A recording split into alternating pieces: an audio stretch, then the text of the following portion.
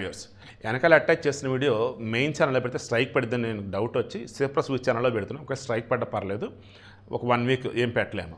So ఇప్పుడు విషయం ఏంటి నేను చెప్తున్నది, ఆ వీడియో ఉందా, నేను మార్ఫింగ్ ఏమో ఆర్టిఫిషియల్ ఇంటెలిజెన్స్ వీడియో చెప్పేసి ఒకటికి 10 సార్లు రీచెక్ చేశాను, కాదు నిజమే. సో ఇప్పుడు జగన్మోహన్ రెడ్డిని అరెస్ట్ చేయాలా లేదా మీరే చెప్పండి. జగన్మోహన్ రెడ్డి కారులో ఉన్నాడు, చుట్టుపక్కల జనాలు ఉన్నారు.